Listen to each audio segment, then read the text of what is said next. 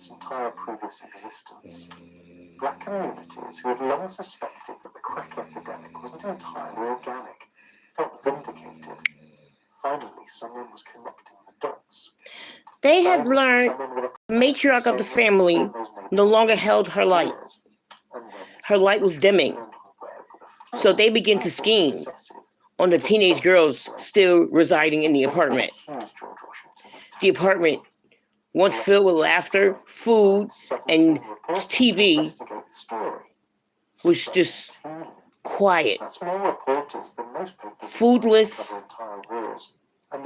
and laughless. The matriarch had resigned herself to her bedroom. She had no use for the other parts of the apartment. She had no interest in it. It wasn't her fault, but at the time, they didn't know that.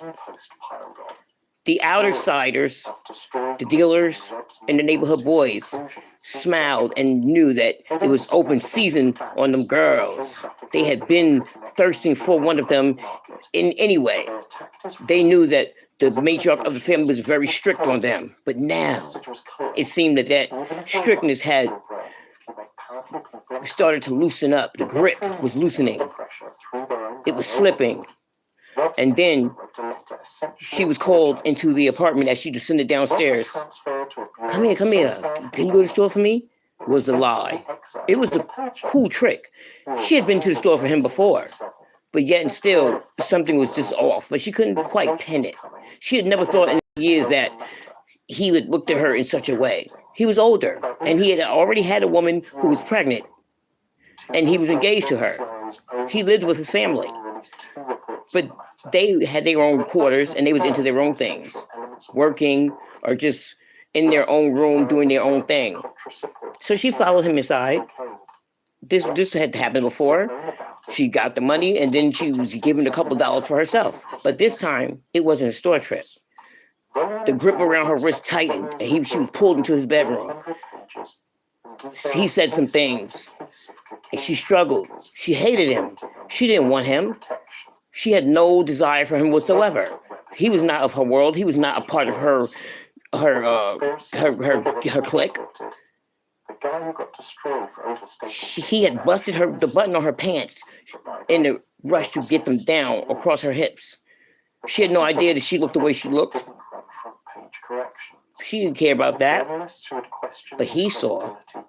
Many of them saw. And he took her. And she screamed, and he covered her mouth.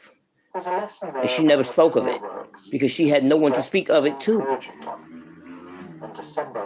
But when her period stopped and her stomach began to grow, the matriarch of the family had became aware suddenly, and she beat her, wanting to know who it was, and she still did not say. Her tongue stayed. She never told. She never said. People occasionally survive the first The Concrete Countess. The coroner investigated Chapter 1. and stood by the ruling. Webb had been depressed for years, struggling financially. Pause. Unable to find work in journalism because nobody would hire the guy who'd embarrassed the CIA in the major papers. There's no evidence of foul play. Hold on, guys. Just a deeply sad ending to a story about what happens. I don't even know how to work this. That powerful people don't want told. You can understand why people have questions. A journalist who exposed CIA complicity in the crack epidemic, who was vindicated by the agency's own internal